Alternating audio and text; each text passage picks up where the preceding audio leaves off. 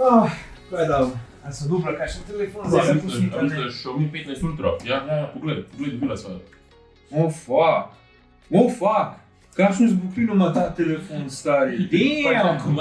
Komadna je prav raste v tistih telefonah, kaj ena veja. Jaz nisem mogel verjeti, dokler jo nisem videl, stari. A se spomniš, kaj se ti pritožil za iPhone izbuklino?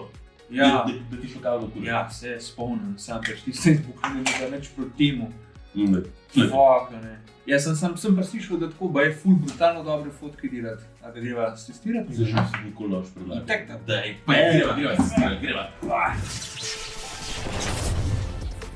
Preden začneva, imava hitro zahvalo Telekomu Slovenije, ki nam je posodil ta telefon. Top ste. Drugač pa, da malo premišava vse skupaj, bova danes malo obrnila vrsten red in tako začela stvarjo, ki daleč najbolj izstopa pri tem telefonu in v kateri tudi največ diskusij v povezavi s to napravo. No, po mojem ste že vsi dojeli, da so tile ogromne kamere v zadnji. Mislim, že sam dizajn si pogledajte. Tole res gleda kot kamera, iz katere raste telefon in ne kontra. Ta telefon prav kriči, brez opravičila, da je narejen za fotografiranje. Tudi v zadnji ima prav velik napis od Leica, s katero Xiaomi sodeluje v zadnjih par let. In tudi, če od blizu pogledate modul za kamere, ima prav tako fotografski ring, kakor ga najdete na profesionalnih fotkičih. Na splošno, ko pogledate ta telefon in njegovo matirano hrbtišče in še rdeč ring na dnu modula za kamere, res dobite feeling, kakor da v rokah držite v bistvu nek tako klasičen fotoaparat, kakršni so bili včasih. In mislila, da je Xiaomi točno to hotel doseči s tem dizajnom. Vzbuditi to nostalgijo in povezavo po robičnemu folku. Tukaj se je smotrno vprašati, a je to dobra ideja iz strani Xiaomija ali ne.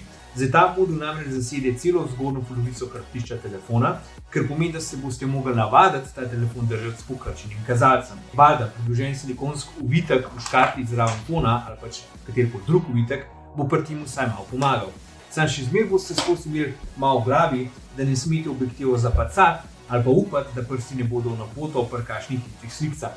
Potreba pa je dodati tudi, da zaradi glomaznega modula na zadnji strani je težišče telefona na zgornji polovici naprave in imate občutek, kakor da je ta telefon težji, kot dejansko je. Čeprav še vsem ni glih lahek telefon s svojimi 226 grami. Na vse to so sicer z Davorjem opozarjala že pri prejšnjih generacijah Xiaomijevih Ultra in ta ni čisto drugačna. Tako da, če vas je to tam motil, vas bo tudi tukaj. Sam kakšne kamere se pa skrivajo tlele pod tem modulom. Telefon ima kar 4, od tega so glavna ultra širokokotna in telefoto vse velikosti 50 megapikslov. Periskopska telefotokamera pa je velikosti 200 megapikslov, kar je super za detajle na slikah. Vse skupaj pa zaokrožuje neka de facto peta kamera in sicer je to selfie kamera v spredi, ki je velikosti 32 megapikslov. Zdaj, to se sliši ful impresivno. Sam kakšni so rezultati v akciji? Tako je, ta telefon na dnevni svetlobi dela fenomenalne fotke, ki so polne detajlov, sploh nama je pa všeč, da je barvna znanost pri vseh objektivih enaka. Pa če greste, ne vem, po celi črti zooma v kamera appu. To pomeni od enkratnega zooma do 3-kratnega, 4,3-kratnega, 10-kratnega, 30-60 in 120-kratnega zooma na koncu. Barve sicer malo se spremenijo, če pri enkratni povečavi iz 23 mm spremenite goriščico na 28 ali pa 35 mm, ampak če zmerni bed, niti če jo pri 4-kratnem zoomu povečavi spremenite iz 100 mm na 200 ali pa 400 mm. Vse je good. Ja, tudi take stvari namreč možno spreminjati na tej kameri s telefonom. Še celo pri največji povečavi, torej 120-kratnem zoomu, so fotke relativno uporabne, oziroma celo bolj od svojih konkurentov. Ultraširokokotna kamera tudi ohrani kvaliteto, ker na robu ne popač subjektov in so slike toliko dobre, kakor bi pričakoval. Dinamičen razpon fotk na splošno se nam zdi super, pa tudi same barve niso preveč nasičene.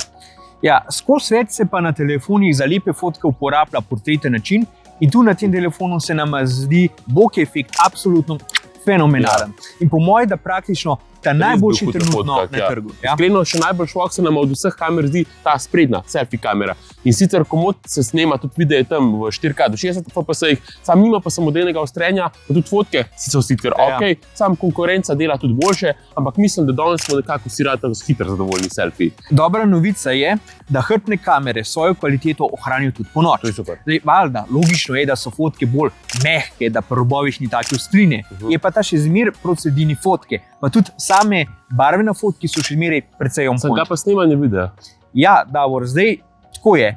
Video je še zmeraj odličen, tako kot je bil recimo pri predhodniku tega telefona, telefon gladko preklapa med objektivi, ko snemate, in tudi ne moreva reči, da pri katerem koli objektivu kvaliteta drastično pade. Se pa po noči opazi drugačna barvna znanost pri različnih objektivih, pa tudi video se bolj trese in je bolj zrnast videti.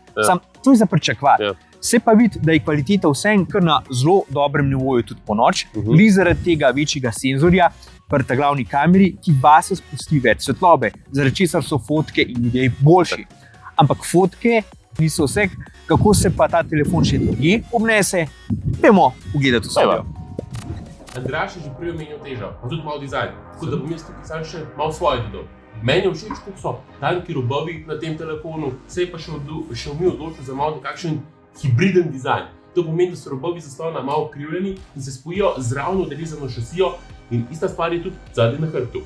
Nisem glih ven tega, ker imam rad raven zaslon, mi je po svoje všeč, da Xiaomi ni v celoti sledi ostalim proizvajalcem. Kul mi je tudi to, da so stranice in hrbtišče matirani, da se manj poznajo prstni vtisi gor, je pa res, da hrbtišče deluje že skoraj tako, kot je narejeno iz plastike, čeprav ni. Temveč je stekleni vlaken oziroma veganskega usnja pri enih verzijah. Tudi telefon ima ozero kota, kot kinderjaček, ko ga porukate, zaradi vseh komponent v tem velikem modulu za kamere in zaradi tega izpade malo celino, čeprav je to delež od resnice. Se pa isto rožljanje sicer pojavlja pri vse večjih telefonih, ki imajo več kamere z vse več umikajočimi se komponentami. Premijskost tega telefona se pokaže tudi s premijsko prosto prodajno ceno, ki je nastavljena kar na 1,5 julija pri Telekomu Slovenije. Za konfiguracijo 16 GB RAM in 512 GB notranjega polnilnika je ta telefon jedra. Po samem vrhu Samsungom in Applom, s katerima i tako tekmuje. Zdaj z njima se deli tudi kakovost zaslona, ki je vrhunska. Zaslon je velikosti 6,73 inča in gre za Xiaomi Shield S2, LTPO AMOLED, ki gre do 120 Hz in 3200 nitov oziroma kandel svetilnosti, kar pomeni, da je v samem vrhu z najboljšimi. Telefon se sicer odklepa z ultrasoničnim bralcem prstnih odtisov, najboljšimi na trgu, in komad bolj zanesljiv od prejšnjega optičnega, pa tudi zvočnika sta kvalitetna in lepo zaokrožujeta izkušnjo gledanja vsebin na fonu. Ultra ima tudi 3 nanometrski Qualcommov čip Snapdragon 8 Elite. Tako kot ga imajo vsi ta boljši Android telefoni v tem letošnjem letu. In rezultati z njim so super. Telefon deluje gladko, brezhibno, brez zatikanja in kar nam je najbolj všeč, je to, da se ne segreje full hiter. Ja, itak, če ga izpostavite največjemu obremenitvenemu ekstremnemu testu, se bo valjda pregrel. Samo to je za pričakovati. Glih tako, kot je to za pričakovati, da se bo segrel, če snemate dolge videe v 4K, pa pri 60 fps-ih. Tudi baterija je zelo solidna, tudi če ni med največjimi na trgu, se je velikosti samo 5410 mAh, čeprav imajo določeni konkurenti tudi baterije velikosti 6000 mAh ali pa še celo več. Je pa fora, da verzija tega telefona, izdana za kitajski trg, pa pride ven z baterijo velikosti 6000 mAh in to razlikovanje med trgi nama ni niti najmanj všeč. Na koncu pa lahko rečeva, da vseeno v praksi telefon kamot zdrži cel dan in še kaj več, če ga glih ne uporabljate full intenzivno. Ni pa to še telefon, kjer bi lahko baterija zdržala tudi 2 dni. Zdaj, dobra novica je, da ga lahko s primernim 90-vatnim filavcem zelo hitro nafilate, podpira pa tudi 80-vatno brezžično filanje z ustreznim Xiaomijevim filavcem. Moram vas pa opozoriti, da se vam telefon ne bo zaradi tega velikosti hrbtnega modula ne bo lepo usedel na brezžične polnilce drugih proizvajalcev, oziroma boste mogli najti glih ta pravo pozicijo, da jih boste gor dali. Slaba novica je, da filavc ne pride več v škatli, ker je sigurno polc dol z najne strani, tako da ga boste mogli posebej dokupiti. V škatli boste poleg USB v USB-C polnilnega kabla dobili tudi priložen prozoren silikonsko vitek, za katerega pa vas moram opozoriti, da je kar opazno trd, kot vidite. Verjetno si boste mogli raje sam svojega dokupiti, ki bo bolj po vaši meri. Pride pa na fonu že nameščena tudi zaščitna folija, gor takole, da se vam ta ne bo kuj spraskal, to je super, ampak če hočete biti pa res zaščiteni, pa priporočava, da si kupite še zaščitno steklo. Zdaj, zadnja stvar za obdelati je od Xiaomija software, v katerem smo v preteklosti že večkrat govorili z Davorjem, ampak najne kritike še zmeraj nekako postajajo iz leta v let enake. HyperOS 2, ki je Xiaomijev uporabniški vmesnik za Android 15, se je čez leta sigurno izboljšal iz časa, ko je bil imenovan UI. Treba pa je omeniti, da celo tudi Xiaomi zdaj zagotavlja vsaj 4 leta softverskih posodobitev in to je pohvalno. So pa še zmeraj stvari, na katerih Xiaomi preveč trmasto vztraja. Prednaloženi appi, kot so Booking ali pa Netflix, še ikone so še zmeraj full živahne po vzoru za kitajski trg. Če zmeraj dobite opozorila za dejanja, kjer morate par sekund počakati, da lahko nadaljujete. Meni z nedavnimi aplikacijami še zmeri na foru Tetrisa, določenih Apple spokov morate odstraniti, kontrolen citer je še zmer podoben Apple. Je v bistvu gre za osebno preferenco. Ja, Eni bodo gre, čisto odgovarjali, samo še zmeraj prišel mi čakajo bolj na radikalno modernizacijo, kot je bil One UI 7 pri Samsungu ali pa Material U pri Pixelu. Je pa HyperOS 2 blazno hiter in gladek uporabniški vmesnik z zelo lepimi animacijami, tako da niti slučajno ni kakorkoli lagi, haptika je tudi super. Bi rekla, da je sigurno proti vrhu, glede na uporabniško izkušnjo na telefonu, sam pa še zmeraj ziher za Samsungom, Appleom in Pixelom, se vidi, da je Kitajec. Se vidi. Kar se tiče AI, je tako, da valjda dobite ga Gemini, ker je logičen, glede na to, da ga Google puša povsod po Androidu. Ima pa Xiaomi tudi izboljšanje aplikacij z AI, ker pomeni, da lahko izboljšate svojo pisavo z AI, naredite dinamična okolja, uredite fotke in videe, pripišete zvok v besedilo, prevajate pogovore v živo brez neta, imate AI tolmača za klice in konference, pa AI za podnapise in imate AI iskanje nastavitev. Fulenih nastavitev. Poleg Geminija in njegove funkcije iskanja za potraževanje ter iskanja glasbe v posnetku, nam je od cele palete Xiaomiovega AI najboljša tista, ki se tiče urejanja fotk in videov, se lahko izboljša jasnost slike, razširite sliko, imate AI Eraser Pro, da izbrišete predmete ali pa osebe s fotke. Lahko pa tudi s pomočjo AI ustvarite svoje video posnetke. Torej ta nek stalen nabor AI funkcij, ki bi jih nekako pričakoval v leti 2025 na tako dragem telefonu. In to je bila najna kritika Xiaomi 15 Ultra, odličnega fotografskega mobitela, ki se pri delanju portretov že kar približa ta pravemu fotoaparatu, z odličnim zaslonom, zvočniki in hitrim polnjenjem.